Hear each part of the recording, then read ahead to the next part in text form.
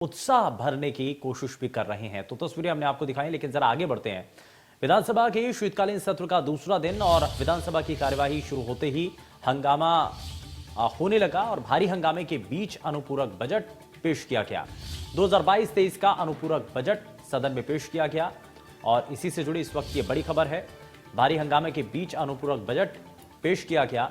दरअसल सदन के भीतर लगातार हंगामा किया जाता रहा और इसी हंगामे के बीच अनुपूरक बजट पेश किया गया। 2022-23 का यह अनुपूरक बजट जो कि सदन में पेश किया गया है, लेकिन लगातार विपक्षी खेमे की तरफ से हंगामा इस दौरान किया जाता रहा। सदन की कार्यवाही को बाधित किया जाता रहा और विधानसभा की कार्यवाही शुरू होते ही हंगामे की भीड़ चढ़ गई। लगातार इसको लेकर के तस्वीरें भी सामने आई, लेकिन विधानसभा शीतकालीन सत्र का यह दूसरा दिन है और बेहद खास दिन है। तो अनुपूरक बजट दरअसल इस दूसरे दिन पेश किया गया। विधानसभा शीतकालीन सत्र का यह दूसरा दिन और विधानसभा की कार्रवाई शुरू होते ही हंगामे की भीड़ चढ़ गई, लेकिन इस बीच 2022-23 का अनुपूरक बजट सदन में पेश किया गया।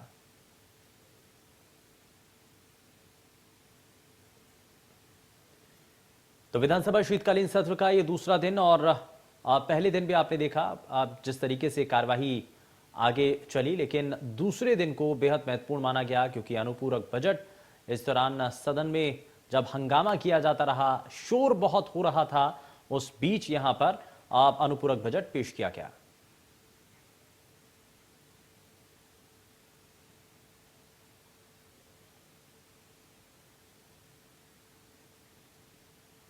प्रगति का माप समाज के ऊपर की सीढ़ी पर पहुंचे हुए व्यक्ति नहीं, बल्कि सबसे नीचे के पायदान पर विद्यमान व्यक्ति से होगा।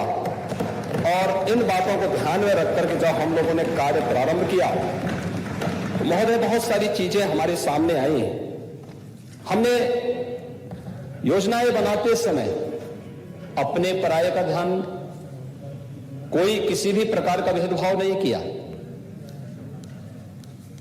हमने उस समय प्रधानमंत्री मोदी जी के इन मंत्रों को ध्यान में रखा, सबका साथ और सबके विकास का, क्योंकि हम सबका मानना था कि जो सर्वदेव अटल जी ने कहा था कि छोटे मन से कोई बड़ा नहीं होता और टूटे मन से कोई खड़ा नहीं होता।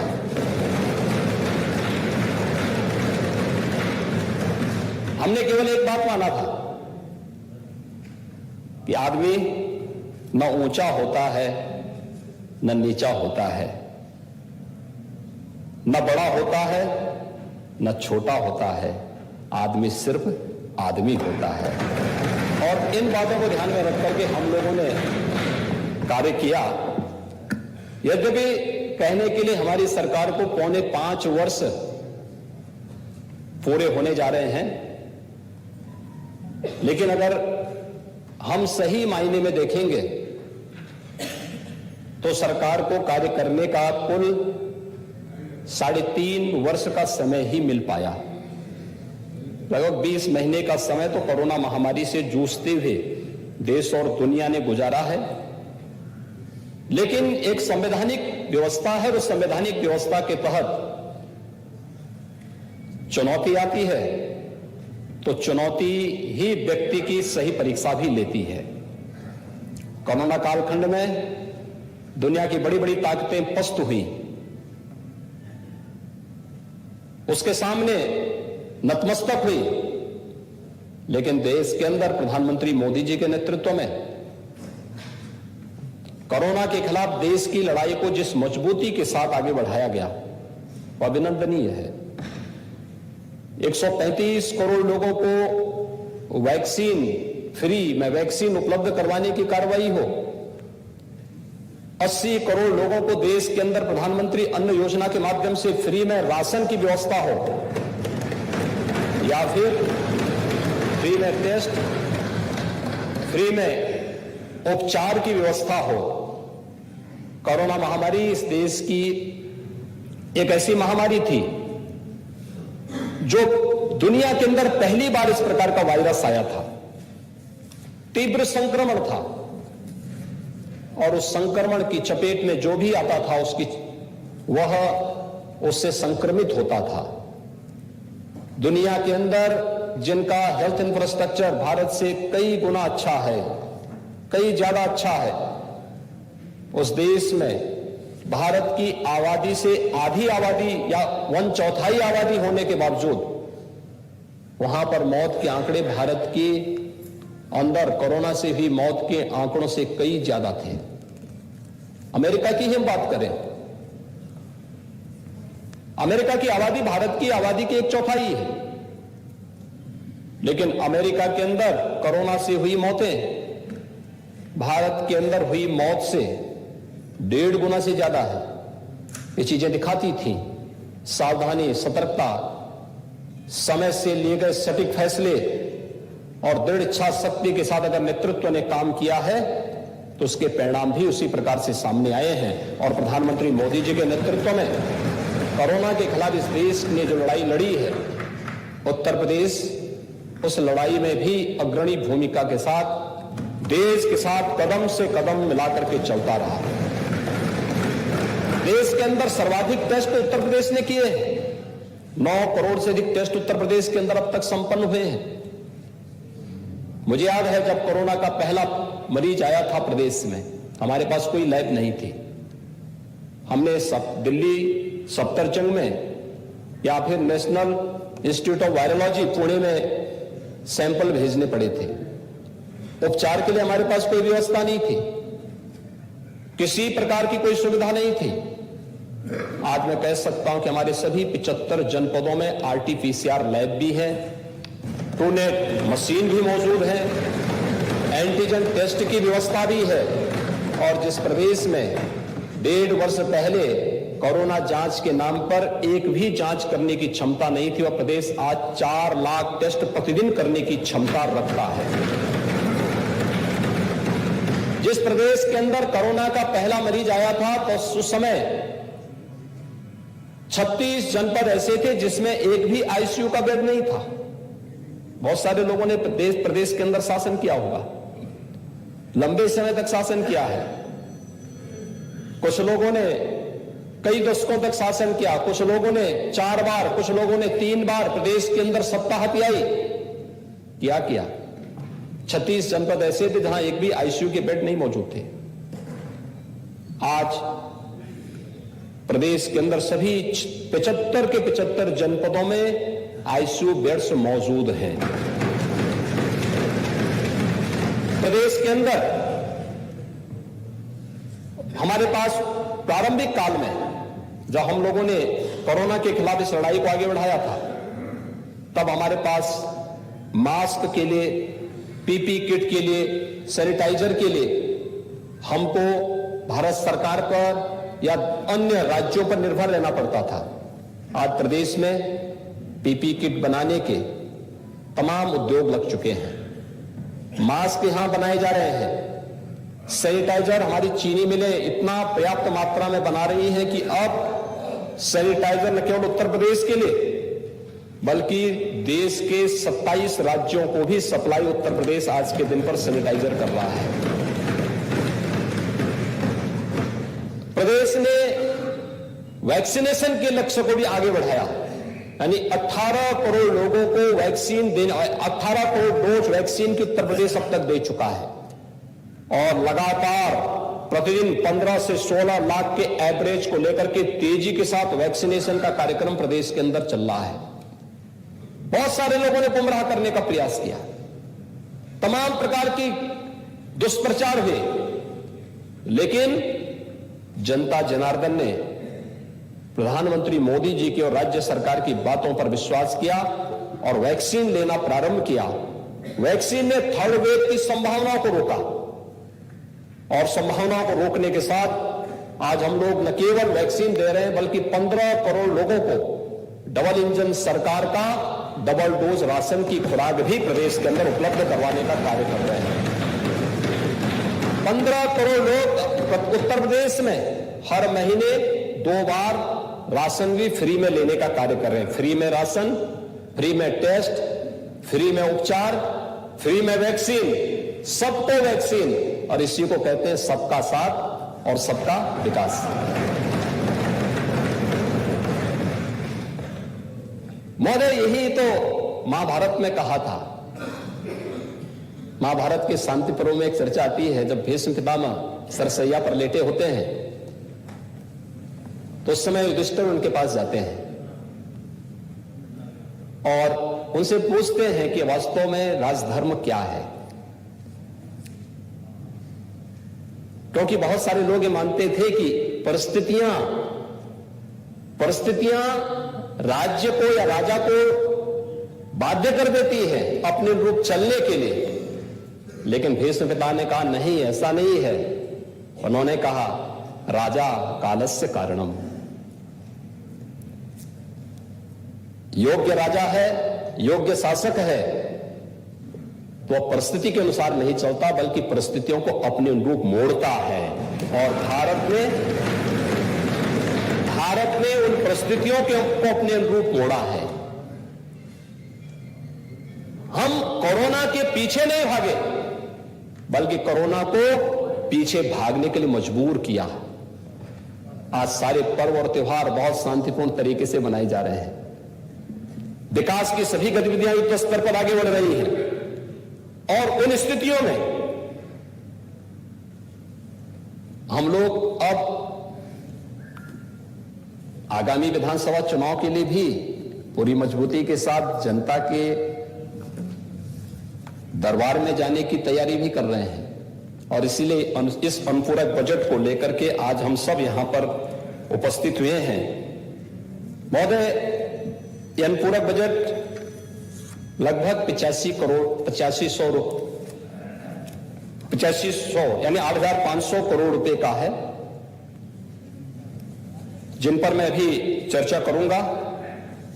और लेखानुदान जो हमारा अंतरिम बजट है, लेखानुदान 2022-23 का विधानसभा चुनाव और नई सरकार के गठन होने तक सरकारी कामकाज में किसी प्रकार का कोई व्यवधान न हो और सभी कार्य हमारे चलते रहे, इस दृष्टि से लगभग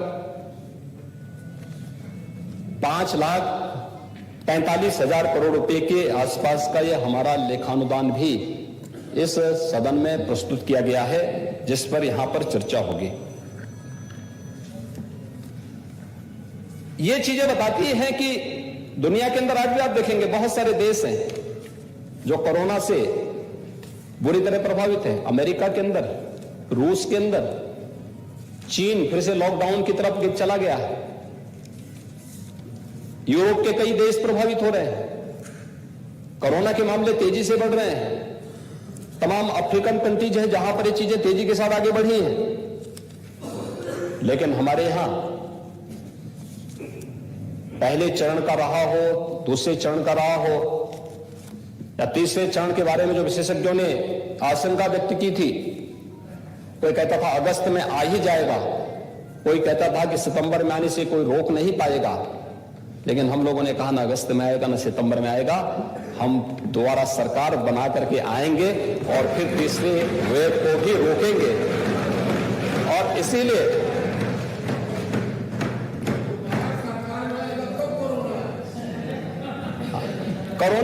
कोरोना आएगा नहीं, कोरोना को रोकेंगे, थर्ड वेव को भी रोकेंगे।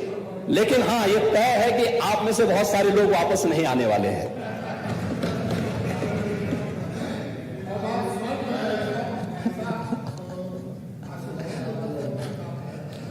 चलिए, मैं एक श्राप नहीं, मैं आज शुभकामना देता हूं कि आप जैसे हैं ऐसे बैठे रहे, यहां के लोग ऐसे बैठे रहे।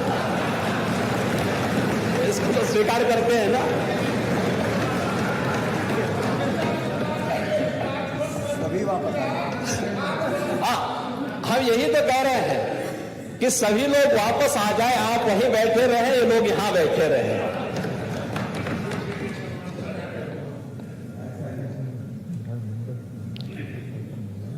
महोदय, हम लोगों ने पिछले 5 वर्ष के दौरान, मैं चर्चा 5 वर्ष की करूंगा, 4.5 वर्ष की नहीं करूंगा, 3.5 वर्ष की भी नहीं करूंगा।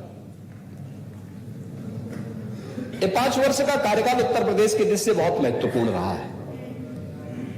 और महत्वपूर्ण इसलिए रहा है कि अगर उत्तर प्रदेश के बारे में जो एक आम धारणा थी आम धारणा क्या थी?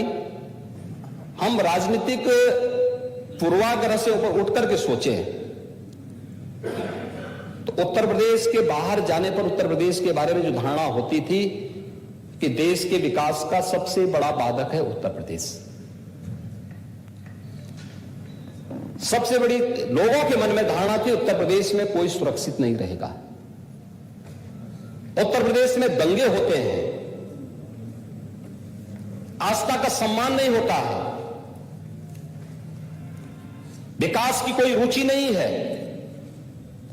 और कई जनपद तो हमारे ऐसे थे जहां के नौजवानों को देश के अंदर और दुनिया के अंदर लोग देख करके होटल में भी रूम नहीं देते थे। कई जनपद ऐसे थे जहां पर माफिया इतनी तेजी के साथ हावी थे कि वहां पर लोगों को, व्यापारियों को पलायन करने के लिए मजबूर होना पड़ा था। लेकिन आज मैं कह सकता हूं, जब हमारी सरकार 5 साल का कार्यकाल अपना पूरा कर रही है महोदय, तब मैं कह सकता हूं इन 5 वर्षों में प्रदेश के अंदर एक भी दंगा नहीं हुआ।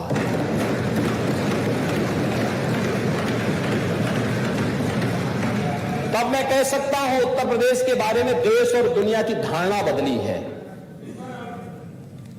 तब मैं इस बारे में कह सकता हूं आज देश और दुनिया का हर एक बड़ा निवेशक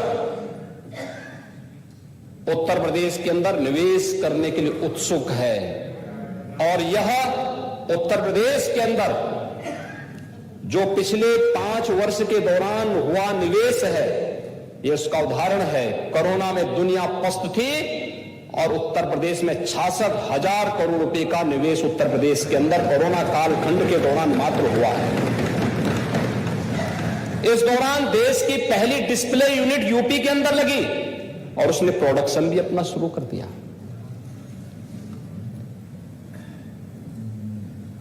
स्मार्टफोन आप इस्तेमाल करते होंगे, इस स्मार्टफोन में जो स्क्रीन लगती है ना, इसी को डिस्प्ले बोर्ड कहते हैं। ये पहले देश के अंदर नहीं बनती थी, ये चीन में बनती थी। आज उसका निर्माण भी प्रदेश के अंदर होने लग गया है और ये फैक्ट्री लगी है कोरोना कालखंड में यूपी के अंदर। ये फैक्ट्री लगाई है उस संस्था ने जो पिछली सरकार में अपना बोरिया बिस्तर बांध करके भ्रष्टाचार के कारण, गुंडागिर्दी के कारण, माफिया गुगर्दी के कारण भागने के लिए मजबूर हो रही थी। और आज कुछ लोगों को सपना होता है, कोई दिक्कत नहीं, सपना देखते रहिए लेकिन इंतजार करते रहिए। महोदय, कैसे उत्तर प्रदेश की तस्वीर बदली है, ये चीजें हुई कैसे हैं? आप इस सदन के अभिभावक हैं, कस्टोडियन हैं, और आपको याद होगा जब हम लोग यहां पर आए थे पहला बजट प्रस्तुत करने के लिए, तब भी मैंने कहा था उत्तर प्रदेश उस समय 22 करोड़ की आबादी का राज्य था, आज लगभग 25 करोड़ की आबादी का राज्य है। तब भी हमने कहा था कि 25 करोड़ की आबादी के राज्य के लिए 2.5 करोड़ 3 करोड़ के बजट से काम नहीं चलेगा, हमारा बजट का दायरा बढ़ना चाहिए। लेकिन दायरा बढ़ाने से नहीं बढ़ सकता, हमारे पास उतने सोर्स ऑफ इनकम भी होने चाहिए, हमारा रेवेन्यू भी उतना होना चाहिए, राजस्व भी हमारा उतना होना चाहिए। और हमने अपना राजस्व भी बढ़ाया, बजट का दायरा भी बढ़ाया। हमारी सरकार जब अपने यानी इस अनुपूरक बजट के साथ यहां पर अंतिम अनुपूरक बजट इस सरकार का प्रस्तुत हो रहा है, यह लगभग 6 लाख करोड़ रुपए का है। 6 लाख करोड़ रुपए का इसलिए है, इस सबके बावजूद है कि कोरोना कालखंड में तमाम विपरीत परिस्थितियों और अर्थव्यवस्था पर पड़े विपरीत असर के बावजूद भी हम 6 लाख करोड़ तक अपने बजट के दायरे को पहुंचाने में सफल हुए। एफआरबीएम की सीमा का हम अनुपालन कर रहे हैं। भारत सरकार, रिजर्व बैंक ने हर एक राज्य के लिए जो सीमा निर्धारित की है, उस सीमा का पूरा पालन करते हुए राज्य सरकार ने इसे प्राप्त किया है। इस दौरान हम प्रदेश के अंदर प्रदेश की अर्थव्यवस्था को, जो पहले छठे नंबर की अर्थव्यवस्था थी, नंबर 2 की अर्थव्यवस्था बनाने में भी हमें सफलता प्राप्त हुई है। उत्तर प्रदेश की प्रति व्यक्ति आय को लगभग दोगुना करने में भी हमें सफलता प्राप्त हुई है। अगर यही स्पीड रहती, पहले की सरकारें इसी स्पीड के साथ चलती, महोदय मैं विश्वास के साथ कह सकता हूं कि उत्तर प्रदेश आज नंबर 2 का नहीं बल्कि उत्तर प्रदेश नंबर 1 के लिए हमेशा नंबर 1 के साथ देश के अंदर अग्रणी भूमिका के साथ होता है। हमने अपने व्यक्तिगत स्वार्थ के लिए, यहां की पिछली सरकारों ने अपने व्यक्तिगत स्वार्थ के लिए सत्ता का प्राधिकरण नहीं किया होता, राजनीति का प्राधिकरण नहीं किया होता, राजनीति का माफियाकरण नहीं किया होता, सत्ता को वंशवाद और परिवारवाद के सामने गिरवी नहीं रखा होता, सत्ता भाई भतीजेवाद की भेंट नहीं चढ़ी होती, तो ही उत्तर प्रदेश नंबर 1 की अर्थव्यवस्था बनने का हकदार था और ये हक उसको मिलना ही चाहिए। और नंबर 1 का उत्तर प्रदेश, इस लक्ष्य को लेकर के हम लोग चले थे और उसमें कई क्षेत्रों में सरकार के सामूहिक प्रयास के कारण हमें सफलता भी प्राप्त हुई। कई क्षेत्रों में हमें सफलता प्राप्त हुई। अगर मैं उसके बारे में यहां पर उस क्षेत्रों में आपको मैं यहां पर केवल बता दूं कि कैसे उत्तर प्रदेश ने कैसे इस तस्वीर को बदलने में योगदान दिया। अगर हम खाद्यान्न उत्पादन की बात करें, गेहूं, तिलहन, गन्ना, चीनी उत्पादन, आलू, मटर, दूध, आम उत्पादन, आंवले उत्पादन में उत्तर प्रदेश नंबर 1 पर आज के दिन पर भी है।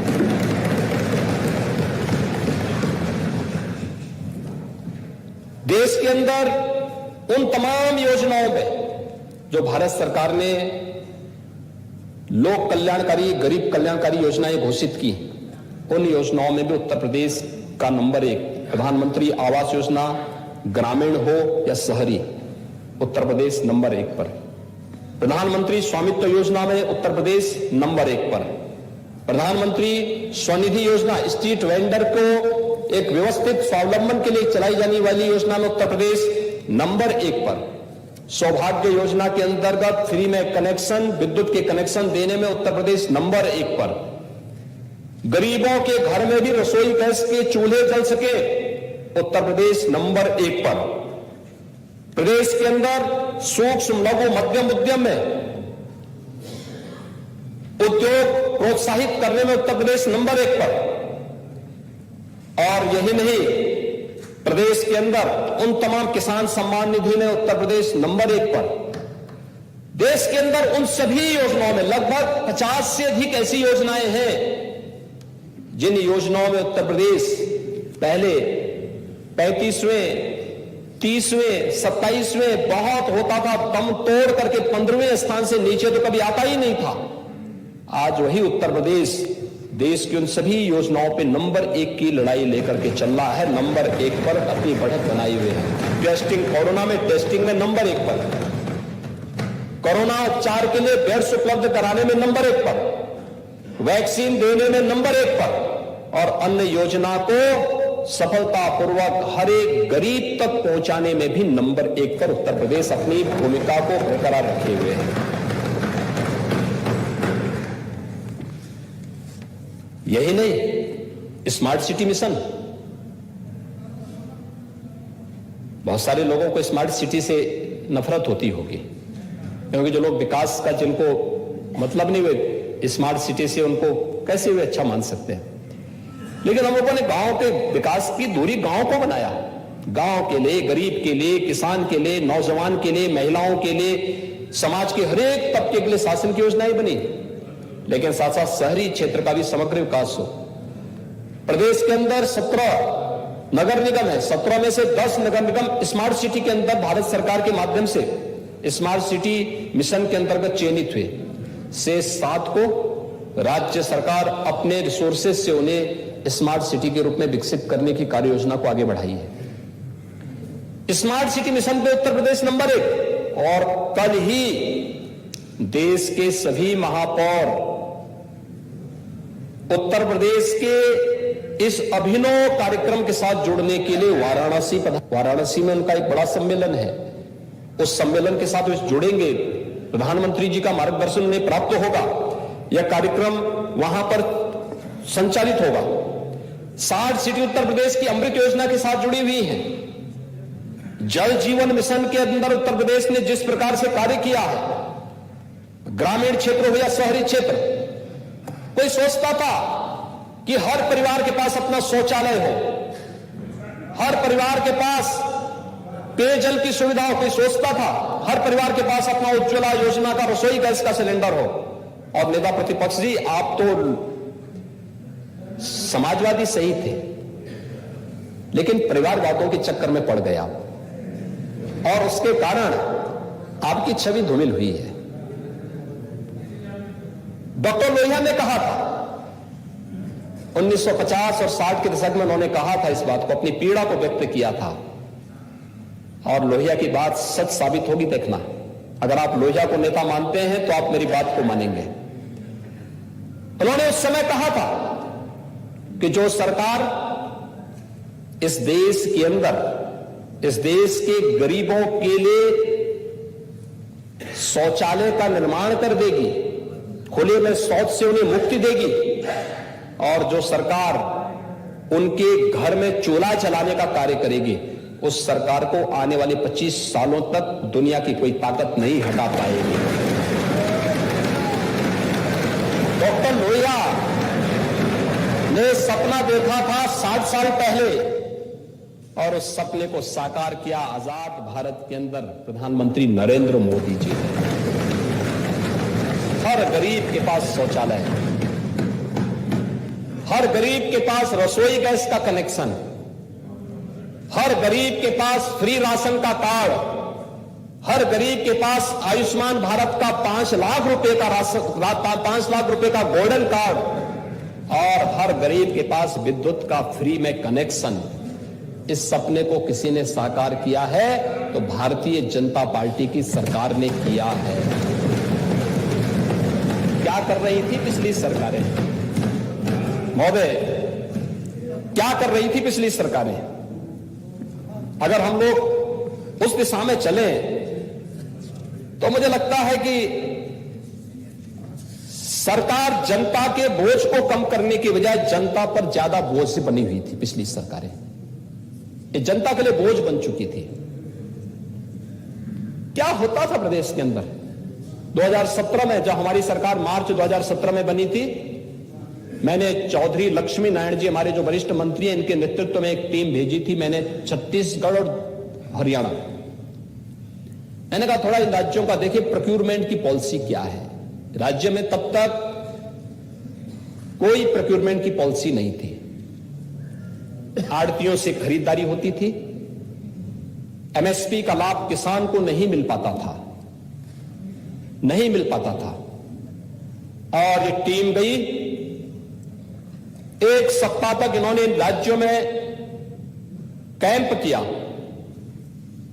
वहां देखा, और फिर बकायदा वहां के प्रेजेंटेशन को लेकर के लोग यहां पर आए थे, और फिर मेरे सामने पूरी हमारे अधिकारियों के सामने इन्होंने उसका प्रेजेंटेशन किया था। और हम लोगों ने 1 अप्रैल 2017 को प्रदेश के अंदर गेहूं क्रय केंद्र स्थापित कर दिए थे। 19 मार्च को 2017 में हम लोगों ने शपथ ग्रहण किया था। एक सप्ताह के अंदर ये लोग पूरे देश के अंदर उन राज्यों का दौरा करने के बाद आए थे, अपना प्रेजेंटेशन प्रस्तुत किए थे, और उसके बाद 1 अप्रैल से हमारे क्रय केंद्र प्रारंभ हो गए थे। और महोदय, अगर मैं बताऊं कि उत्पादन का ही देखेंगे, देखिए किसान को अगर अपनी उपज का दाम नहीं मिलेगा, उसकी रुचि खेतीबाड़ी से न घटेगी, कर्ज तले दबेगा, आत्महत्या करेगा, खाद्यान्न नहीं मिलेगा तो गरीब भूख से मरेगा। और ये सच है, 2017 के पहले प्रदेश के अंदर किसान आत्महत्या करता था और गरीब भूख से मरता था। सरकार को कहीं भी लज्जा नहीं आती थी, क्योंकि सरकार तो अपनी मस्ती में जी रही थी। 5 कालिदास के बाहर तो कोई निकलता ही नहीं था, निकलने की फुर्सत ही नहीं थी। और उसका परिणाम क्या था? प्रदेश के अंदर अगर धान का उत्पादन 12 से 17 के बीच में केवल 144 लाख मीट्रिक टन हुआ, तो 17 से 21 के बीच, अभी हम 22 में नहीं पहुंचे हैं, 21 के बीच में 171 तक पहुंचा है, 171 लाख मीट्रिक टन तक पहुंचा है। धान क्रय की कार्रवाई चल रही है 5वें वर्ष की। गेहूं 149 लाख मीट्रिक टन का उत्पादन हुआ, 12 से 17 349 लाख मीट्रिक टन का उत्पादन हुआ 12 से 17 के बीच, और 17 से 21 के बीच में होता है 375 लाख मीट्रिक टन। दलहन 74 लाख मीट्रिक टन होता है 12 से 17 के बीच, और 95,90,000 मीट्रिक टन उत्पादन होता है 17 से 21 के बीच। तिलहन 41.76 लाख मीट्रिक टन होता है 12 से 17 के बीच, और 69.67 लाख मीट्रिक टन होता है 17 से 21 के बीच।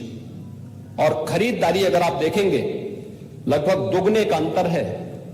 धान 123 लाख मीट्रिक टन 12 से 17 के बीच में आड़तियों के माध्यम से खरीदा जाता है, और हमारी सरकार में अब तक अभी चल रहा है, ये लगातार अभी जनवरी तक प्रोक्यूरमेंट चलेगा, 244 लाख मीट्रिक टन हम अब तक खरीद चुके हैं, सीधे किसानों से खरीद चुके हैं, डीबीटी के माध्यम से पैसा उनके खाते में जा रहा है। गेहूं 12 से 17 के बीच में 94 लाख मीट्रिक टन खरीदारी हुई आड़तियों के माध्यम से, और हमारी सरकार में 94 की तुलना में 210 लाख मीट्रिक टन किसान से सीधे खरीदा गया, और वह पैसा उनके खाते में गया।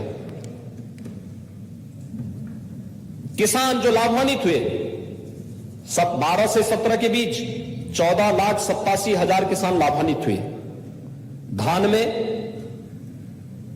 गेहूं में लाभान्वित हुए 19,02,000, और हमारी सरकार के इस 5 साल के कार्यकाल के दौरान अभी जो चल भी रहा है, जो किसान अब तक लाभान्वित हो चुके हैं, 14 लाख की तुलना में हमारी सरकार में लाभान्वित किसानों की संख्या 31,88,000, और गेहूं में 43,75,000 किसान लाभान्वित सीधे सीधे हुए हैं, जिनसे हमने उपज खरीदा है, उनको उपलब्ध कराया है। महोदय, जो धनराशि उन्हें उपलब्ध कराई गई, अगर मैं देखूं तो गेहूं और धान के किसानों को जो कुल धनराशि उपलब्ध कराई गई, यह धनराशि गेहूं में 12,800 करोड़ रुपए, यह 12 से 17 के बीच में, और 17 से 21 के बीच में उपलब्ध कराई गई 36,405 यानी 36,405 करोड़ रुपए, यानी 3 गुना ज्यादा धनराशि किसान के पास गई है। धान में 17,190 करोड़ रुपए 12 से 17 के बीच, और 17 से 21 के बीच में अब तक धान में हम लोग 41,000 करोड़ रुपए किसान के खाते में दे चुके हैं। गन्ना किसानों का अगर हम देखें तो 12 से 17 के बीच में गन्ना किसानों का 90,000 करोड़ रुपए का गन्ना मूल्य का भुगतान हुआ था, और 17 से 21 के बीच अब तक 1,48,000 करोड़ रुपए का गन्ना मूल्य का भुगतान गन्ना किसानों के खाते में जा चुका है। प्रधानमंत्री किसान सम्मान निधि 2,54,000 किसानों के खाते में अब तक 2,54,00,000 किसानों के खाते में 37,521 करोड़ रुपए अब तक दे जा चुके हैं, और हमारी सरकार ने आने के साथ ही किसान जो कर्ज के तले दबा हुआ था, ऐसे 86 लाख किसानों के 36,000 करोड़ रुपए के कर्ज माफी के कार्यक्रम को भी आने के साथ ही सरकार ने आगे बढ़ाया। महोदय, अगर मैं किसान की बात करूं तो पिछली सरकार के समय सिंचाई योजनाओं के लिए जो वहां पर कार्य हुआ था, मुझे लगता है कि 12 से 17 के बीच 1 लाख हेक्टेयर की भूमि को अतिरिक्त सिंचन की सुविधा उपलब्ध कराई गई थी और 17 से 22 के बीच में 21 के बीच में जो हम लोग सिंचन की सुविधा उपलब्ध करा रहे हैं यह 22 लाख हेक्टेयर से अधिक है। अभी सरयू नहर राष्ट्रीय परियोजना प्रधानमंत्री जी ने राष्ट्र को समर्पित की है। बहराइच, गोंडा, बलरामपुर, श्रावस्ती, सिद्धार्थनगर, संत कबीर नगर, बस्ती, महाराजगंज, गोरखपुर, ये 9 जिले सीधे सीधे से लाभान्वित हो रहे हैं। अर्जुन सहायक परियोजना का अभी लोकार्पण प्रधानमंत्री जी ने किया। बांदा, हमीरपुर, महोबा, ये सभी जनपद इससे लाभान्वित हो रहे हैं। इसके साथ ही बाण सागर परियोजना, मिर्जापुर और प्रयागराज जनपद इससे लाभान्वित हो चुके हैं 18 में। बंदई बांध, जमरार बांध, मोदहा बांध, पहुंच बांध, पहुचुरा बांध, गुंटा बांध, रसिन बांध, जखनौल पंप नहर प्रणाली, ये तमाम जो परियोजनाएं, लगभग 17 परियोजनाओं को हमारी सरकार जो 3-3, 4-4 दशक से लंबित थी, उन योजनाओं को पूरा किया।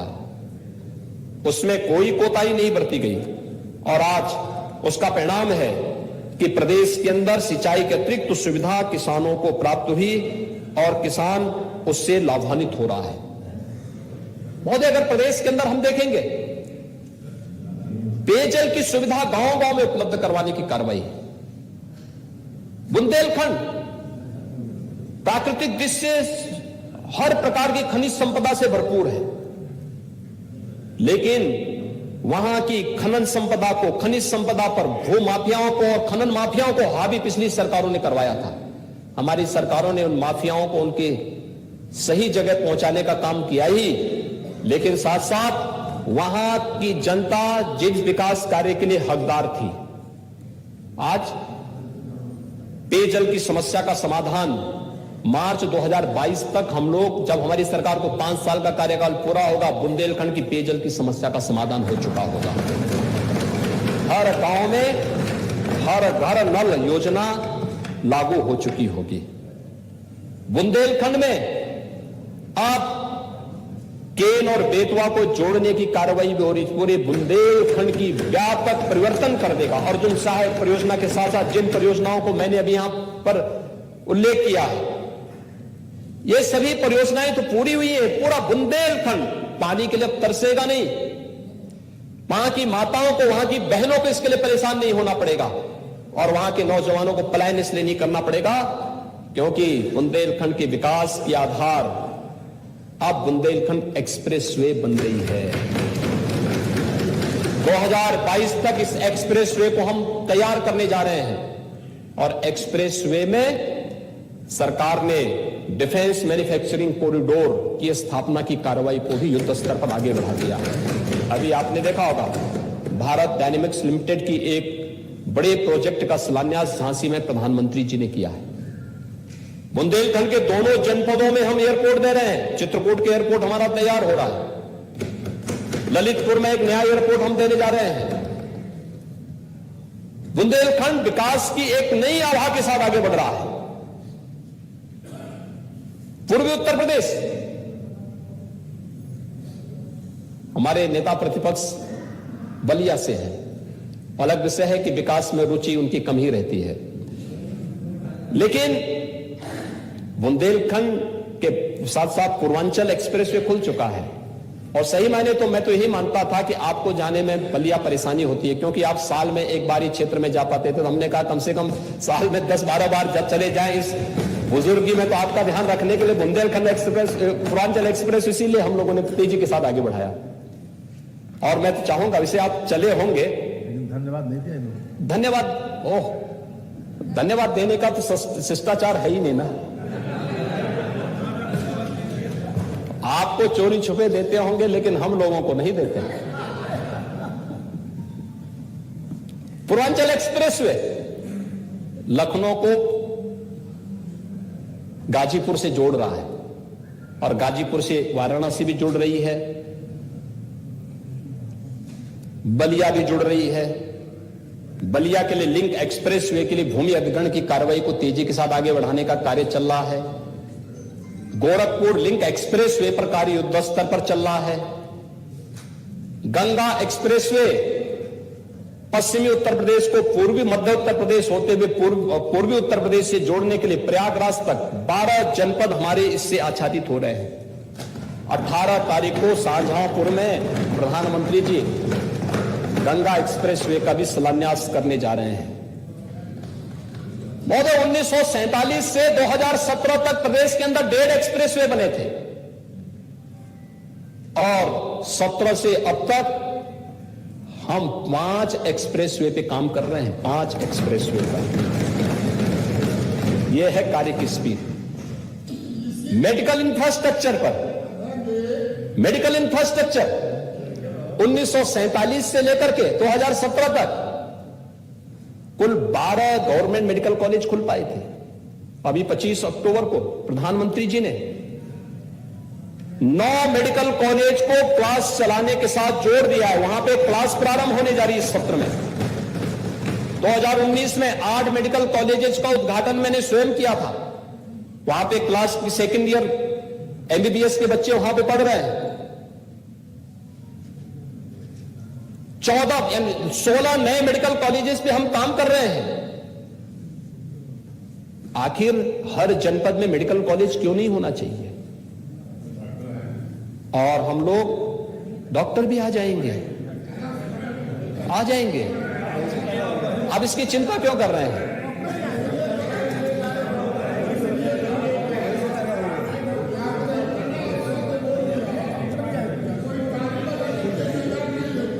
नहीं, आप देखिए, मैं इसीलिए तो कह रहा हूं ना, हर जगह बैठिए। मैं इसीलिए क्या जरूरत है याद दिलाने की? जब सारा उत्तर प्रदेश देश में एक हो गया तो फिर आप घर बैठिए बाबा।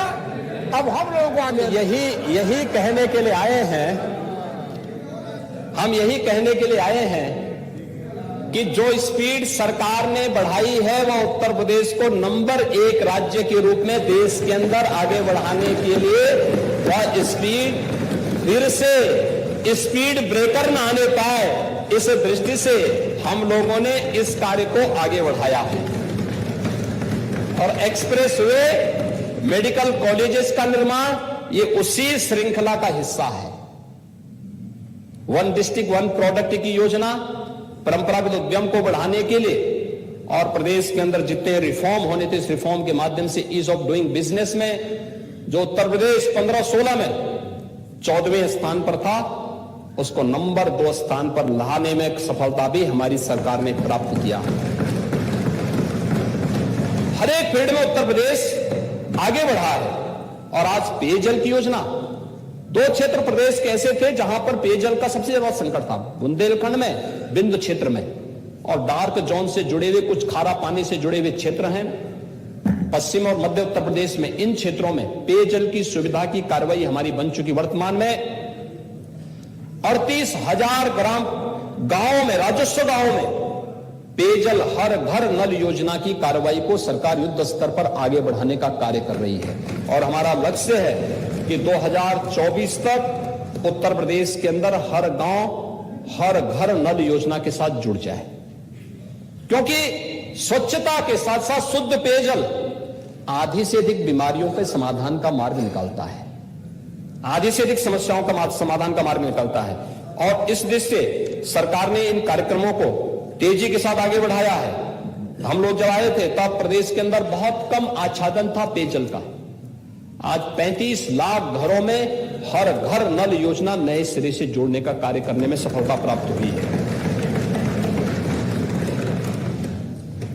महोदय, प्रदेश के अंदर अगर मैं ईज ऑफ लिविंग में ही बात करूं तो ईज ऑफ लिविंग में अगर हम बताए दें कि 12 से 17 के बीच में कितने गरीबों की आवास बने थे,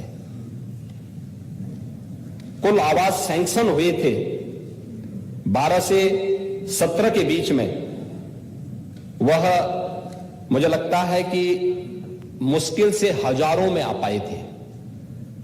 रुचि भी नहीं थी, क्योंकि जब अपने स्वयं के परिवार से फुर्सत हो तो व्यक्ति समाज के बारे में सोचे। और महोदय, इस समय ग्रामीण और शहरी दोनों क्षेत्रों में मिलाकर के हमारी सरकार 42 लाख लोगों को एक एक आवास उपलब्ध करवा चुकी है। प्रधानमंत्री आवास योजना में, मुख्यमंत्री आवास योजना में बहुत सारे ऐसे क्षेत्र थे आजादी के बाद से जिनको किसी ने छुआ ही नहीं था। बनटांगिया, मुसहर, थारू, सहरिया, कोल, चेरो, ये तमाम ऐसी जातियां थी जो वंचित रह गई थी। इन लोगों को 100% आवासीय सुविधा, 100% शौचालय की सुविधा, 100% विद्युत के कनेक्शन, 100% उज्ज्वला योजना का कनेक्शन, निराश्रित महिला पेंशन की योजना से जोड़ना, दिव्यांगजन पेंशन के साथ जोड़ना, वृद्धावस्था पेंशन के साथ जोड़ना, और जिस भी प्रकार की लोकल राशन कार्ड की सुविधा से आच्छादन करना, आयुष्मान भारत का कार्ड या मुख्यमंत्री या जन आरोग्य योजना का कार्ड इन्हें उपलब्ध करवाने की कार्रवाई के साथ जोड़ने की कार्रवाई भी हमारी सरकार ने इस दौरान युद्ध स्तर पर किया। बहुत सारी जगह 100% हो चुका। आज जाइए उन क्षेत्रों में जहां पर पहले एक भी पक्के मकान नहीं थे, केवल झोपड़ी नजर आती थी, आज उनकी एक व्यवस्थित कॉलोनी वहां नजर आती है। देखने देखते बनता है। आज जब उनके चेहरे की खुशहाली दिखती है, लगता है देश स्वतंत्र इन लोगों के लिए अब हुआ है। उनको वोटिंग राइट नहीं थी, उनके पास राशन कार्ड नहीं था, उनको कोई सुविधा नहीं मिलती थी, लेकिन ये लोग बड़े बड़े नारे लगाते थे। कोई गरीबी हटाओ का नारा लगाता था, कोई जो है तमाम हल्ला बोल का नारा देता था, कोई कुछ और नारा देता था, लेकिन उन गरीबों के जीवन में खुशहाली लाने का कार्य अगर किसी ने किया तो बीजेपी की सरकार ने किया है। और बीजेपी नेतृत्व की इन सरकारों ने जो कार्य उन क्षेत्रों में किया है वह कार्य भी सबके सामने उदाहरण है। महोदय, कल्याणकारी योजनाओं के साथ साथ तमाम लाभार्थी परक योजनाएं जो हैं, अगर हम देखेंगे किस प्रकार से इन योजनाओं से वंचित रखा जाता था लोगों को, मुझे आश्चर्य होता है कि कैसे प्रदेश के अंदर बालिकाओं के लिए कोई योजना नहीं थी। 2017 के पहले सच था कि प्रदेश के अंदर बालक और बालिकाओं का जो अनुपात था इसमें काफी विषमता थी। कुछ जिले तो ऐसे थे इसमें बहुत भारी अंतर था, और भारत सरकार भी और दुनिया के तमाम संगठन जो इस क्षेत्र में कार्य कर रहे थे वे इस पे चिंतित थे। अभी भारत सरकार के जो ताजे आंकड़े आए हैं और उत्तर प्रदेश के लिए काफी संतोषजनक हैं। सबसे अच्छे आंकड़े उत्तर प्रदेश के देश के अंदर हैं, और इसी दृष्टि से प्रदेश सरकार ने, हमारी सरकार ने पिछली बार मुख्यमंत्री कन्या सुमंगला योजना चलाई थी, और मुझे प्रसन्नता है बेटी पढ़ाओ बेटी बचाओ बेटी पढ़ाओ योजना के अंतर्गत प्रदेश के अंदर 1,80,00,000 बालिकाएं इससे सीधे सीधे जुड़ी हुई हैं, और मुख्यमंत्री कन्या सुमंगला योजना से अब तक 10 लाख बालिकाएं सीधे सीधे लाभान्वित हो चुकी हैं। मुख्यमंत्री सामूहिक विवाह की योजना जो हम लोगों ने लागू की थी, हमारे विपक्ष के मित्रों ने उस समय काफी आलोचना की थी, कहा ये तो गरीब का अपमान है। लेकिन आज जब सामूहिक विवाह योजना के माध्यम से उमड़ता हुआ जन सैलाब उन बालिकाओं को आशीर्वाद देने के लिए उमड़ता है, तो सचमुच उस समय लगता है कि गरीब की बेटी सबकी बेटी, गांव की बेटी सबकी बेटी का भाव वहां पर देखने को मिलता है। गांव की बेटी सबकी बेटी इस भाव को वही समझेगा जिसके मन में मातृशक्ति के प्रति सम्मान का भाव होगा। और जहां पे लोग बोल देंगे अरे जवान है कुछ गलती हो जाती है, जहां पे ये भाव होगा तो उनसे उम्मीद क्या करते हैं, वे तो मजाक ही बनाएंगे सामूहिक विवाह योजना का। और सामूहिक विवाह योजना का यही मजाक इस सदन में ही जब घोषणा हुई थी तब यहां पर हमारे विपक्ष के मित्रों ने कहा था ये तो गरीब का अपमान है। और आज 2 लाख से अधिक कन्याओं की शादी इसमें श्रम विभाग में, पता नहीं स्वामी प्रसाद जी ने विपक्ष के मित्रों को क्यों नहीं बुलाया, क्योंकि मैं तो उनके यहां कई जगह गया कार्यक्रम में, 50-50 हजार की भीड़ उन कार्यक्रमों में जब भाग लेती है, कोई सोच सकता है एक गरीब और एक श्रमिक की कन्या की शादी में मुख्यमंत्री, मंत्री, विधायकगण, सांसदगण, वरिष्ठ अधिकारीगण उपस्थित होते हैं। भारत के सही लोकतंत्र को प्रदर्शित करता है, भारत के लोकतंत्र की ताकत का एहसास कराता है और पंडित दीनदयाल उपाध्याय के उस सपने को भी साकार करता है कि आर्थिक योजनाओं के माप का पैमाना ऊपर की सीढ़ी पर खड़ा हुआ व्यक्ति नहीं बल्कि नीचे के पायदान पर बैठा हुआ व्यक्ति होना चाहिए। और जब श्रमिक की बेटी पर, गरीब की बेटी की शादी में हर तबके का व्यक्ति शामिल होता है, तब यह सपना साकार होता हुआ दिखाई देता है। गरीब की इस पीड़ा को समझेगा कौन? ये पीड़ा हमारी सरकार ने समझा और योजनाएं लागू की गई। और इसीलिए बेसिक शिक्षा परिषद में 2017 के पहले क्या था? आधे से अधिक विद्यालय बंदी के कगार पर थे।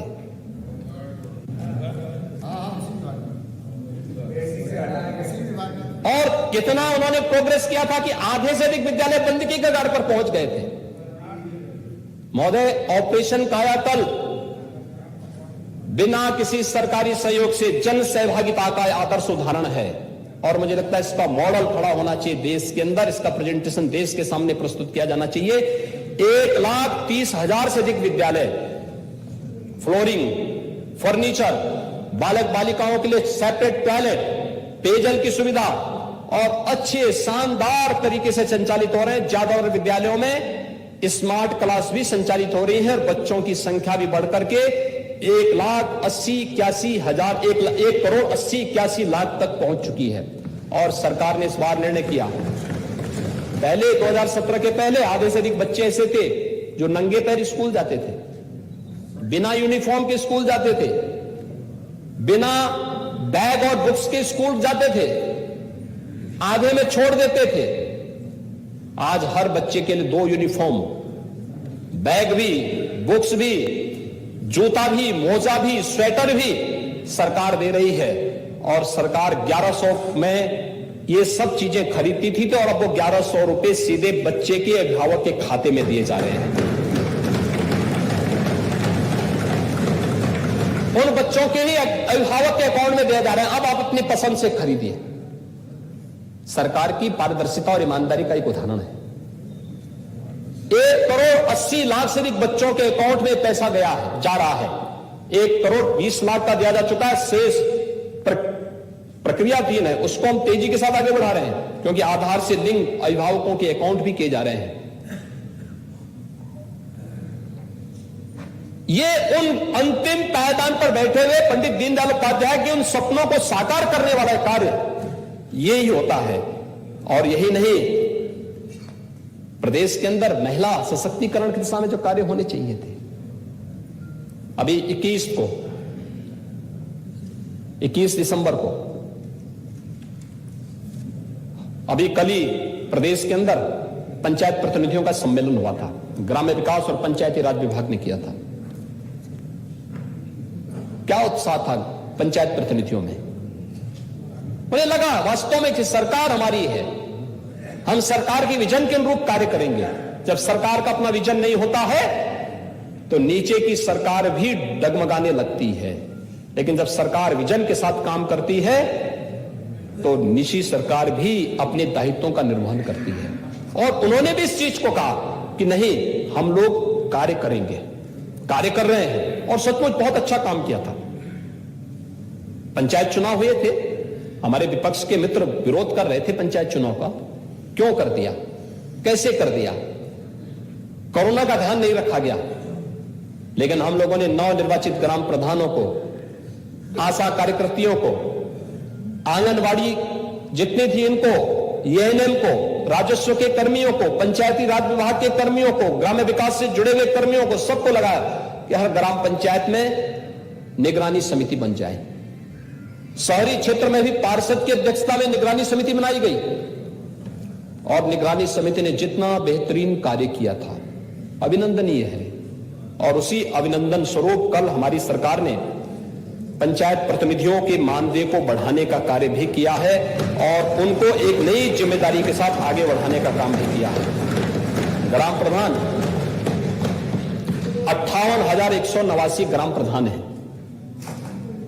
और इनको अब मानदेय देने की कार्रवाई हम लोगों ने कर दी है। 3,500 से बढ़ाकर 5,000 कर दिया। 5,000 मानदेय ये लोग पाएंगे। प्रमुख क्षेत्र पंचायत के 9,800 पाते थे, अब 11,300 पाएंगे। अध्यक्ष जिला पंचायत पहले 14,000 पाते थे, 15,500 पाएंगे। सदस्य जिला पंचायत पहले प्रति बैठक 1,000 पाते थे, अब 1,500 रुपया प्रति बैठक पाएंगे। सदस्य क्षेत्र पंचायत पहले 500 प्रति बैठक पाते थे, अब 1,000 प्रति बैठक पाएंगे। और सदस्य ग्राम पंचायत पहले कोई मानदेय नहीं था, हर बैठक में 100 रुपया उनको भी मिला करेगा। यानी 8 लाख पंचायत प्रतिनिधियों को पहली बार सम्मान देने का कार्य किसी ने किया है, वह बीजेपी की सरकार ने, हमारी सरकार ने किया है। कल ग्राम विकास और पंचायती राज विभाग ने इन कार्यक्रमों को वहां पर घोषित किया। और यही नहीं, हम लोगों ने यह भी कहा है, इससे पहले ब्लॉक का एक जेई या यही इंतजार करता था ग्राम प्रधान की एमबी बनाएगा, कार्य योजना तैयार करेगा, तो हमने कहा कि नहीं भाई, कोई जरूरत नहीं कि आप उसका इंतजार करें। पीडब्ल्यूडी से, सिंचाई विभाग से, आवास विकास से, विकास प्राधिकरण से, नगर निगम से, या हम इन विभागों में इंपैनल्ड करेंगे कुछ आर्किटेक्ट और अच्छे इंजीनियर को, उनसे किसी से आप बना दीजिए, अपनी कार्य योजना को लागू करिए, विकास का कार्य बाधित नहीं होना चाहिए। ग्राम प्रधान भी आधार है विकास का, वो चुनी गई बॉडी है, उसको अधिकार मिलना चाहिए। 2 लाख तक की सीमा थी उसकी, हमने कहा नहीं, इसको बढ़ाओ, 5 लाख तक उसको अधिकार दिए गए। 5 लाख तक का वो स्वीकृत कर सकता है। क्षेत्र पंचायत को भी अधिकार बढ़ाए, जिला पंचायत के अधिकार बढ़ाए, और सही मायने में स्तरीय पंचायत की इस परिकल्पना को, ग्राम स्वराज की इस परिकल्पना को सरकार ने साकार किया है। कल उस विराट सम्मेलन में 5 लाख पंचायत प्रतिनिधि भागीदार बने थे उसमें। और यही कल उस कार्यक्रम में सभी ग्राम पंचायतों में ग्राम सचिवालयों का भी निर्माण कार्य प्रारंभ हो, यानी पूरा हो चुका है, और ग्राम सचिवालय प्रारंभ हो रहे हैं। हर ग्राम पंचायत में ग्राम सचिवालय होगा। अगर राज्य स्तर पर सचिवालय है, जिला स्तर पर विकास का सचिवालय है, तो ग्राम पंचायत में क्यों नहीं होगा ग्राम सचिवालय? हमने वहां कुछ नए लोग दिए हैं। एक, हर ग्राम पंचायत में पंचायत सहायक होगा, वो कंप्यूटर ऑपरेटर के रूप में ग्राम प्रधान का सहयोग करेगा। हर सचिवालय, ग्राम सचिवालय में एक बैंकिंग कॉरेस्पॉन्डेंट सखी होगी। गांव के व्यक्ति को बैंक में 5 किलोमीटर दूर या 2 किलोमीटर दूर नहीं जाना पड़ेगा, अपनी ग्राम पंचायत में ही पैसे का लेन देन जो भी उसको करना है, गांव में ही उसे वहां प्राप्त हो जाएगा। ग्राम सचिवालय के माध्यम से ही उस व्यक्ति को सारी सुविधाएं प्राप्त हो जाएंगी। अब आय प्रमाण पत्र, मूल निवास प्रमाण पत्र, जायदादी प्रमाण पत्र, जितने भी कार्रवाई सब गांव में ही सब बनेंगे। ऑप्टिकल फाइबर से शरीफ ग्राम पंचायतों को जोड़ने की कार्रवाई हो रही है। अब गांव केवल गांव नहीं होगा, स्मार्ट गांव होगा, स्मार्ट गांव। और स्मार्ट गांव की परिकल्पना को हमारी सरकार साकार कर रही है। 56,000 बैंकिंग कॉरेस्पॉन्डेंट सखी की नियुक्ति की प्रक्रिया हमारी पूरी हो चुकी है, और इन्हें नियुक्ति पत्र अभी 21 दिसंबर को प्रयागराज में प्रदान किए जाएंगे। निराश्रित महिला महोदय, पहले इन्हें मानदेय 300 रुपये मिलता था, और इनकी जो संख्या थी प्रदेश के अंदर 17,31,000 को यह सुविधा दी जा रही थी। और अब वर्तमान में हम लोग निराश्रित महिला पेंशन, यानी विधवा पेंशन जिसे कहते हैं, विधवा पेंशन पहले केवल 17,31,000 महिलाओं को मिलती थी। हमारी सरकार ने इसको बढ़ा करके भी 30,34,000 निराश्रित महिलाओं को पेंशन की सुविधा हम दे रहे हैं। लेकिन ये सुविधा, पेंशन जो हम अनुपूरक लेके आए हैं, इसमें मिशन शक्ति के साथ जोड़ करके लेके आए हैं, आधी आबादी को ध्यान में रख करके लेके आए हैं। उन लोगों से कोई मतलब नहीं जो कहते थे कि बच्चों से गलती हो जाती तो वो क्या ताकत समझेंगे आधी आबादी की। लेकिन हमारी सरकार ने तय किया है कि 300 से 500 भी हमारी सरकार ने किया था, तो 500 से अब 1000 रुपये उन्हें मानदेय मिला करेगा।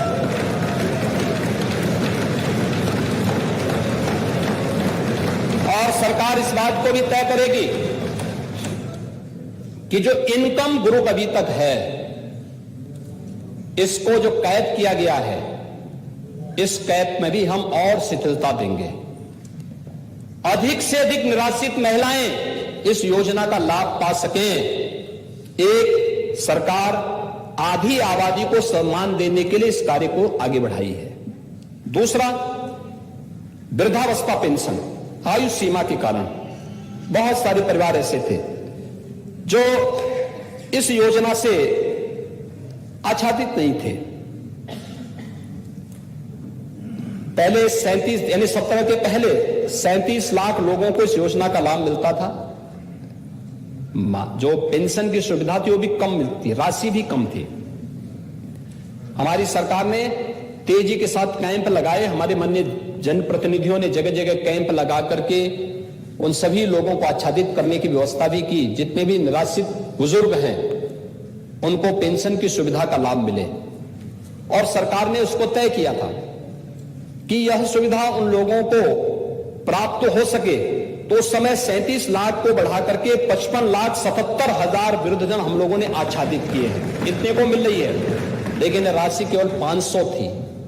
और महोदय, हमारी सरकार ने तय किया है कि अपने बुजुर्गों को हम ऐसे नहीं छोड़ सकते। अब ऐसा नहीं है कि बाप बुजुर्ग हो गया तो धक्का दे के बाहर कर दो, कुर्सी से ही हटा दो। अब कुर्सी से नहीं हटाते हम लोग तो सम्मान देते हैं। और इसलिए हमारी सरकार ने तय किया कि अपने वृद्धजनों को पेंशन की राशि भी 500 से बढ़ा करके 1000 करेंगे।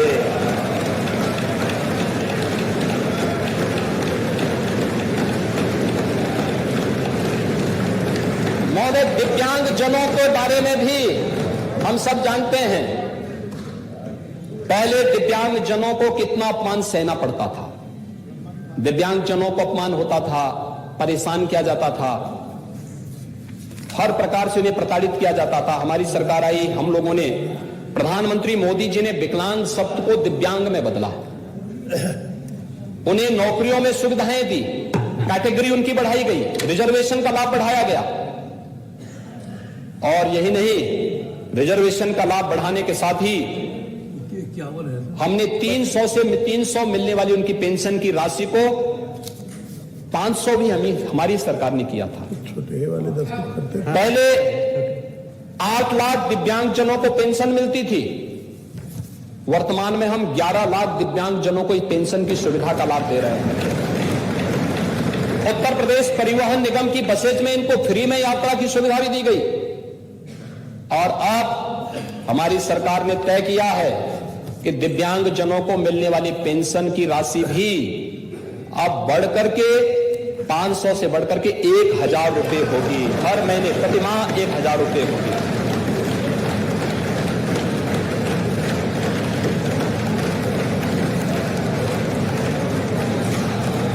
महोदय, पुष्टावस्था पेंशन कितने हेत इससे लोग उनको देखते थे, जबकि अब तो ये वैज्ञानिक शोध पर तय हो चुका है कि कुष्ठ कोई छूत की बीमारी नहीं, इस बीमारी ठीक हो सकती है। लेकिन फिर भी लोगों के द्वारा जिस प्रकार की भाव व्यक्त किए जाते थे, पेंशन की राशि अब हमारी सरकार ने तय किया गया है, हर कुष्ठावस्था पेंशन धारक को भी अब हम लोग 3000 रुपये महीने की पेंशन की राशि उन्हें उपलब्ध कराएंगे। और हर कुष्ठ रोगी को, उनके परिवार को प्रधानमंत्री आवास योजना या मुख्यमंत्री आवास योजना से आच्छादित करने का कार्य भी करेंगे। उनके लिए आवास की सुविधा भी उन्हें उपलब्ध करवाने का कार्य करेंगे। महोदय, इसके साथ ही सरकार ने यह भी तय किया है, प्रदेश में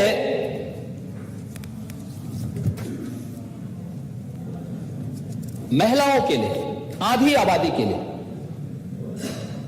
ये जितने भी हमारे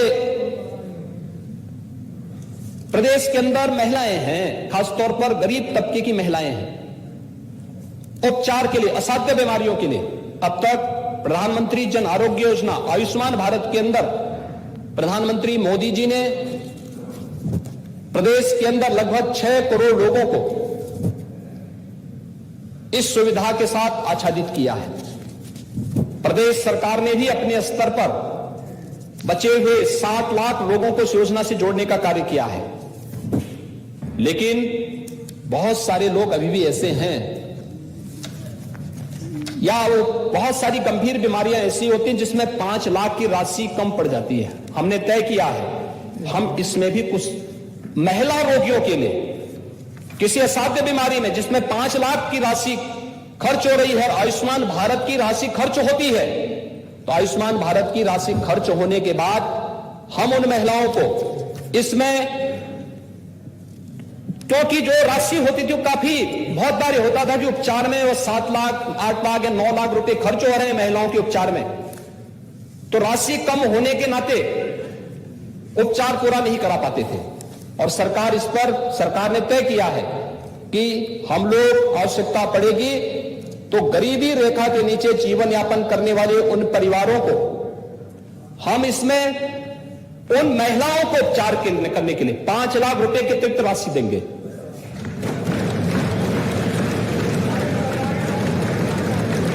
महोदय, प्रदेश के अंदर अगर हम लोग देखें तो मिशन शक्ति का कार्यक्रम बड़े अच्छे ढंग से संचालित हो रहा है। मिशन शक्ति के अंदर 2017 के पहले की स्थिति क्या थी? बालिकाएं स्कूल नहीं जा पाती थी। पश्चिमी उत्तर प्रदेश की स्थिति बहुत ही खराब थी, वे बेटियां स्कूल नहीं जा पाती थी। अभी मुझे पिछले दिनों किराना जाने का अवसर प्राप्त हुआ था, मैं किराना गया था। आखिर किराना किसकी देन थी? किराना से पलायन क्यों हुआ था? कांदला से पलायन क्यों हो रहा था? और मैं एक ऐसे परिवार के पास गया था जो परिवार पहले पलायन किया था फिर वापस आया 2017 के बाद। तो वहां पर कुछ बेटियां मुझे मिली, मैंने उनसे पूछा, मैंने कहा स्कूल जाती हैं? उन्होंने कहा हां। मैंने कहा स्कूल जाने में भय तो नहीं लगता है? कहा साहब अब भय कैसे लगेगा, अब तो हमारी अपनी सरकार आ गई है जो सुरक्षा प्रदान कर रही है। और वास्तव में ये प्रदेश की हर माता, हर बहन और हर बेटी का आशीर्वाद इस सरकार को मिला है इस मामले में, और वह सम्मान इस रूप में मिला है, वह आशीर्वाद इस रूप में मिला है क्योंकि सुरक्षा का बेहतर वातावरण हमारी सरकार ने उनको दिया है। आपने देखा होगा एक माफिया वहां घूम रहा था और वह माफिया जमानत करा के आया था, बाद में अपनी जमानत तोड़ करके अंदर फिर चला गया। ये होती है सरकार की धमक, इसी को कहते हैं धमक। क्योंकि ये माफिया बहुत सारे लोगों के शागिर्द हैं। बुरा लगता है लोगों को जब माफिया वध करते हैं, जब माफियाओं पर बुलडोजर चलते हैं उनकी अनैतिक और अवैध कमाई पर, तो बहुत सारे लोगों को पीड़ा होने लगती है। ये सब क्यों हो रहा है? यानी किसान आत्महत्या करे तो पीड़ा नहीं, गरीब भूख से मरे तो पीड़ा नहीं। जब लोग इंसेफ्लाइटिस से पूर्वी उत्तर प्रदेश और प्रदेश के 38 जनपदों में मस्तिष्क ज्वर से मरते थे बच्चे, तब पिछली सरकारों में पीड़ा नहीं होती थी। जब बालिकाओं की इज्जत के साथ सरेआम खिलवाड़ होता था तब उन्हें पीड़ा नहीं होती थी। जब आस्था के साथ प्रदेश के अंदर खिलवाड़ होता था तब पीड़ा नहीं होती थी। पीड़ा कब होती है? जब माफिया की छाती पर प्रदेश सरकार का बुलडोजर चलता है। और ये भोखलाहट आज कभी कभी उनकी उजागर भी होती है। आज देख रहे होंगे सभी माफिया प्रवृत्ति के तत्वों में घोड़ सी लगी है फिर एक राजनीतिक दल के पास जाने की, और हम लोगों को प्रसन्नता है कि ये माफिया ही इनकी कब्र खोद देंगे तो अच्छी बात है, जनता को फुर्सत ही नहीं मिलेगी। लेकिन सरकार कोई भी हो महोदय, उसको अपने युवाओं के जीवन के साथ खिलवाड़ करने की कोई छूट नहीं मिलनी चाहिए। नहीं करनी चाहिए। पहले छात्रों की छात्रवृत्ति के साथ भी अन्याय होता था और किस प्रकार से उनके साथ होता था। आ रहा हूं मैं भैया, उस पे भी चिंता मत करो, आ रहा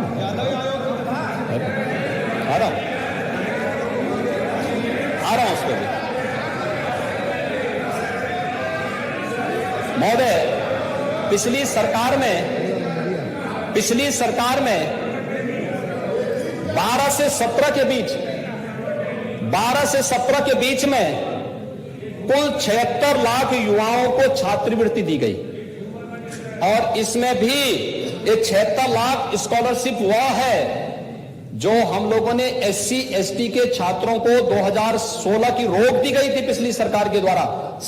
मार्च 17 में जब हम लोग आए तब हम लोगों ने वो राशि रिलीज करवाई थी कि भाई ये छात्रों की कौन गलती है। ये अनुसूचित जाति जनजाति की बात करते हैं।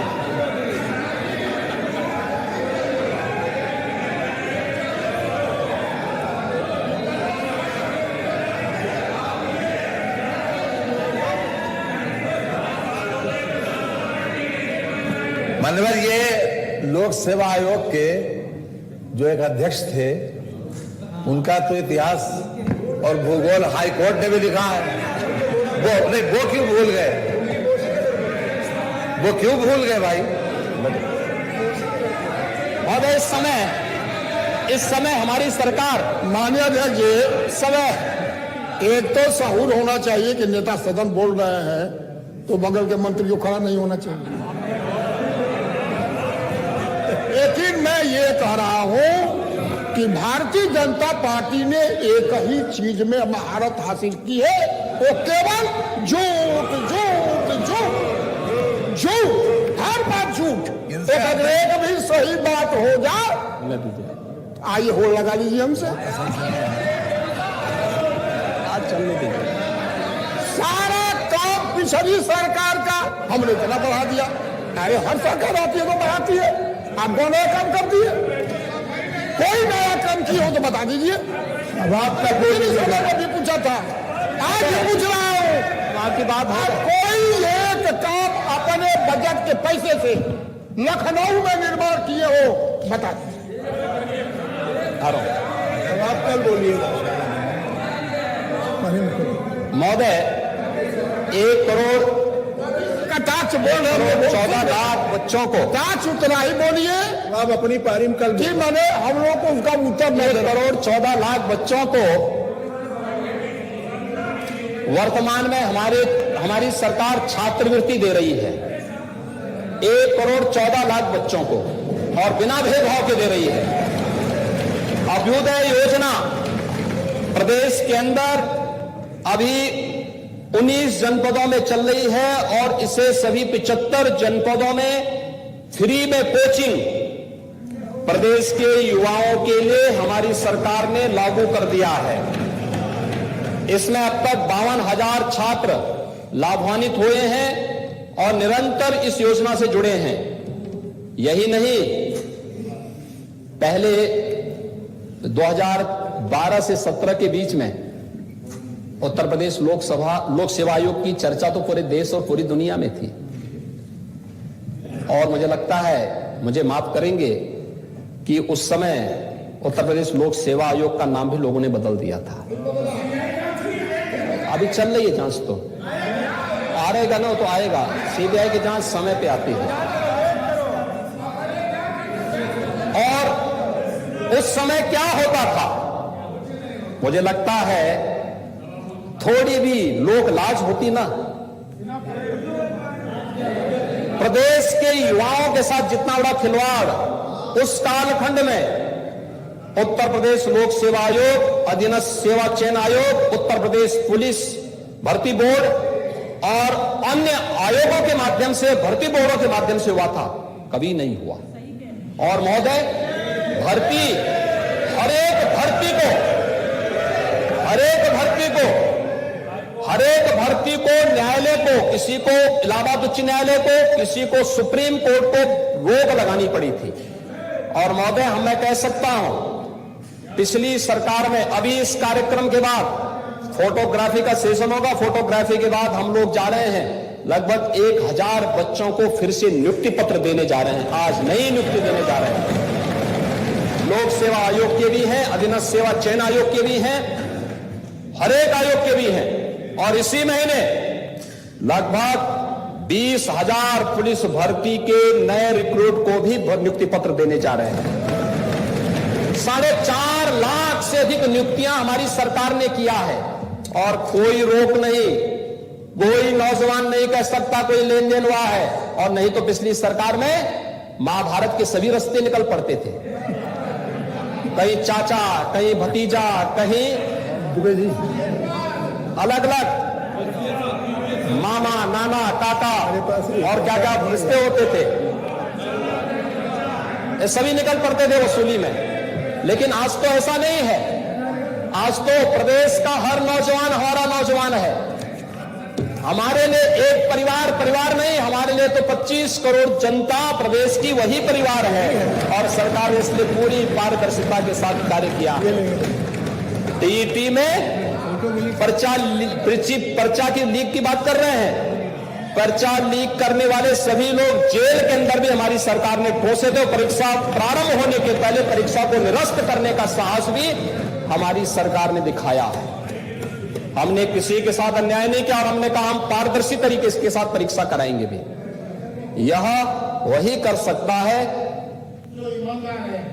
जिसकी सोच ईमानदार हो, वही काम।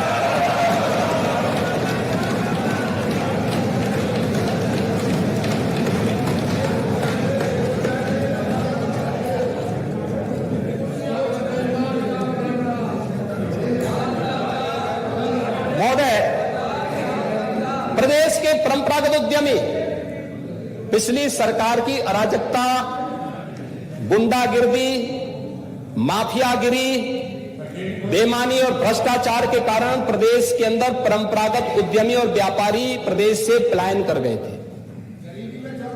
और आज प्रदेश परंपरागत उद्यम को एक जनपद, एक उत्पाद के माध्यम से एक नई ऊंचाइयों तक पहुंचा रहा है, एक नई ऊंचाइयों तक। आज उत्तर प्रदेश एक्सपोर्ट का एक नया हब बन गया है। 1 लाख एमएसएमई में 1,21,000 करोड़ रुपए की का एक्सपोर्ट उत्तर प्रदेश से हो, देश और दुनिया के लिए यह कौतूहल का विषय बना हुआ है। हमारी ओडीओपी की योजना पूरे देश स्तर पर और यानी राष्ट्रीय और अंतर्राष्ट्रीय स्तर पर एक मानक बन रहा है। विश्वकर्मा श्रम सम्मान, आप क्या समझ पाएंगे इन गरीबों की, हस्तशिल्पियों की, कारीगरों के सम्मान को?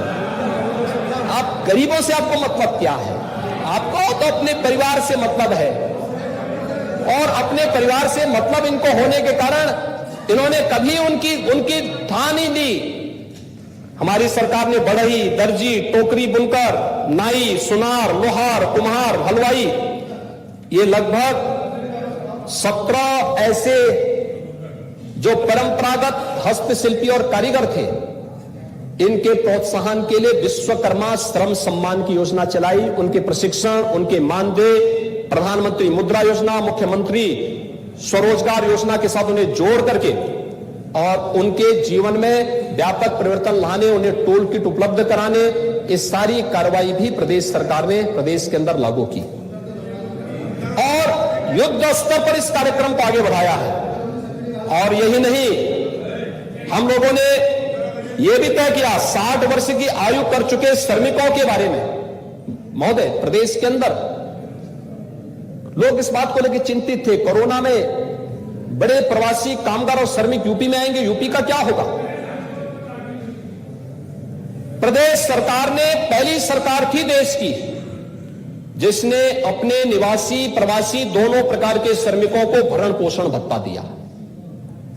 भरण पोषण भत्ता दिया 54 लाख श्रमिकों को हम लोगों ने 2020 में भरण पोषण भत्ता दिया, 26 लाख को 2021 में दिया। और यही नहीं, वर्तमान में हम लोग प्रदेश के एक बड़े तबके को आच्छादित करने के लिए हम लोग इसमें असंगठित क्षेत्र के जो मजदूर हैं लगभग 2.5 करोड़ है। इसमें स्ट्रीट वेंडर भी आते हैं, पटरी व्यवसायी आते हैं, कुली है, ठेला खोमचा रेहड़ी लगाने वाले हैं, पल्लेदार हैं, रिक्शा चालक हैं, मनरेगा मजदूर हैं, खेतीहर मजदूर हैं। 2.5 लाख ऐसे, 2.5 करोड़ ऐसे हैं और लगभग 60 लाख बीओसी बोर्ड से जुड़े हुए श्रमिक हैं। कुल 3 करोड़ 10 लाख श्रमिक। और सरकार ने तय किया है कि इन सभी श्रमिकों को हम लोग अगले 4 महीने तक भरण पोषण भत्ता के रूप में 500 रुपए हर महीने देंगे, जिससे कोरोना की 3rd वेव को आसन्न संकट को, यानी फ्री में राशन, फ्री में उपचार, फ्री में टेस्ट, फ्री में वैक्सीन और अब भरण पोषण भत्ता भी उनको, यानी अगले 4 महीने के अंदर 2000 रुपए का भरण पोषण भत्ता भी उनकी जरूरतों को पूरा करने के लिए सरकार उन्हें उपलब्ध कराने जा रही है और सरकार ने इसकी व्यवस्था भी इसमें कर दी है। महोदय, इसके साथ ही प्रदेश सरकार ने यानी 4.5 लाख नौजवानों को तो नौकरी दी। बेहतर कानून व्यवस्था के कारण 1 करोड़ 71 लाख से अधिक नौजवानों को प्रदेश में हुए निवेश, परंपरागत उद्यम के माध्यम से रोजगार की सुविधा प्राप्त हुई। प्रदेश के अंदर विश्वकर्मा श्रम सम्मान के साथ स्वतः रोजगार के साथ जोड़ने में 60 लाख से अधिक लोगों को बैंकों के साथ जोड़ करके स्वतः रोजगार के साथ आगे बढ़ाने का कार्य हुआ।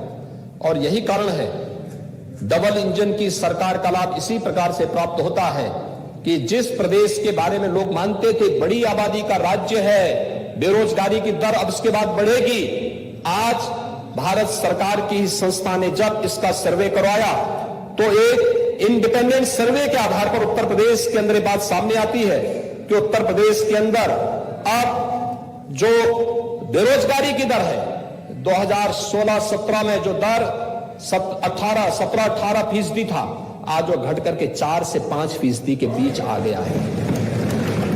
यह है कार्य पद्धति। और इसलिए महोदय, मुझे आज के इस अवसर पर जब प्रदेश सरकार के द्वारा किए गए इन सभी कार्यक्रमों को जोड़ने, आगे बढ़ाने की कार्रवाई हो रही है, हर एक फील्ड में कार्य हुआ है। प्रदेश सरकार ने सचमुच उन सभी कार्मिकों जिन्होंने कोरोना कालखंड में बेहतरीन सेवा दी, एक एक व्यक्ति को बचाने के लिए अपना पूरी ताकत लगाई। हमारे विपक्ष के मित्र तो कोरोना कालखंड में फर्स्ट वेव के समय भी, सेकेंड वेव में भी होम क्वारंटीन थे। 2 बार कोरोना ने इनको होम क्वारंटीन किया है, अब पब्लिक इनको होम क्वारंटीन करने जा रही है।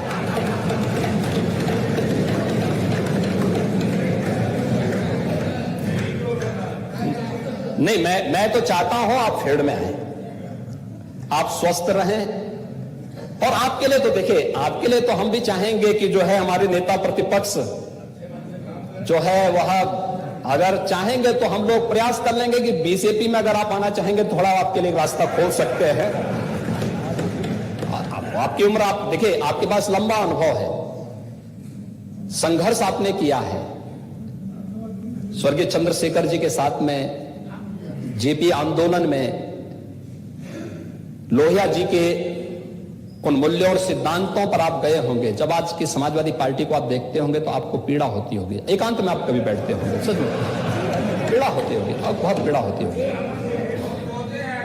मंत्री जी, जितनी लंबी बात हमसे आपने की है, मैं आपको माननीय अध्यक्ष जी के माध्यम से बताना चाहता हूं कि वास्तव में राजनीति समाजवाद से ही मेरी शुरू हुई।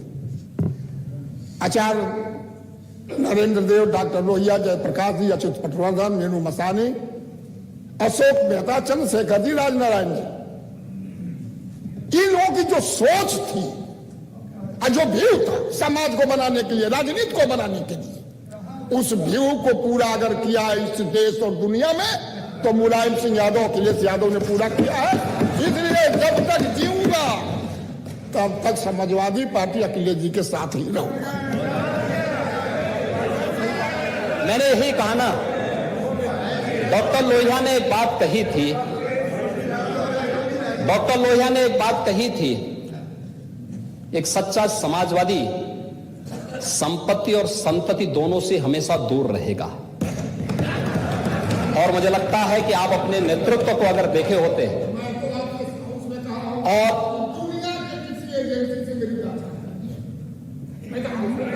और इसीलिए मैं उसी पे आ रहा हूं। देखिए, संतति और संपत्ति से समाजवादी को दूर रहना चाहिए, वही समाजवादी है। आप हो सकते हैं, लेकिन आपकी पार्टी क्या कर रही है, क्या कर रही है? एक दूसरा, देखिए, स्वर्गीय चंद्रशेखर जी ने अपने रहते रहते अपने पुत्रों को और अपने परिवार को कभी राजनीति में नहीं सक्रिय होने दिया था। परिवार के लिए कोई जगह नहीं थी। आप चंद्रशेखर जी के शिष्य हैं, कोई हमें इसमें संदेह नहीं। राजनीति में उन्होंने कुछ मानक गढ़े थे।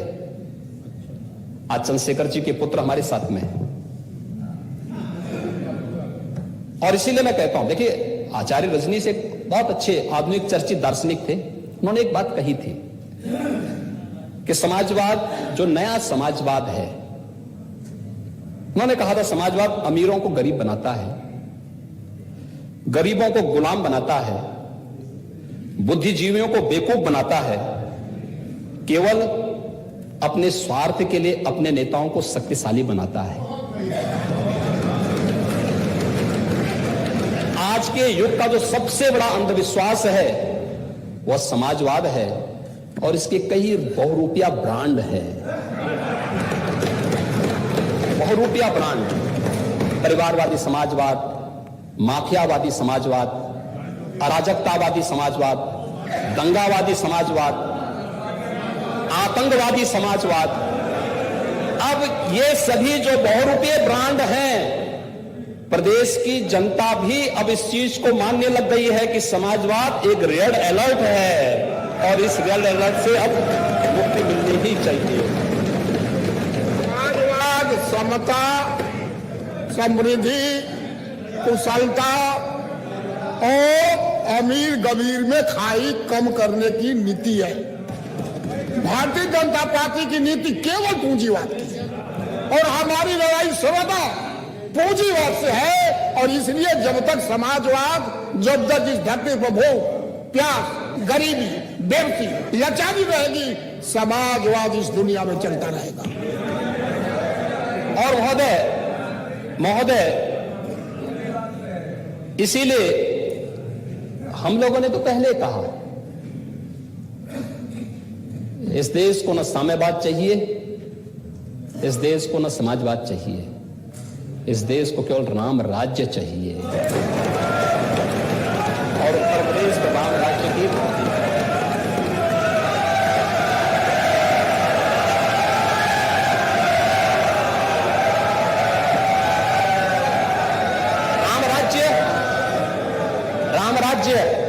राम राज्य का मतलब जो सार्वकालिक है, सार्वदेशिक है, सार्वभौमिक है और काल परिस्थिति से प्रभावित शाश्वत है, वही राम राज्य है। हमने जो कहा था सो करके दिखाया। हम गरीब विरोधी हैं या हितैषी हैं, यह हमारा कार्य बताता है। एक 43 लाख गरीबों का मकान समाजवादी पार्टी के 4 काल में क्यों नहीं बने? 2 करोड़ 94 लाख परिवारों को विद्युत के कनेक्शन ये पिछली सरकारों के कालखंड में क्यों नहीं मिले?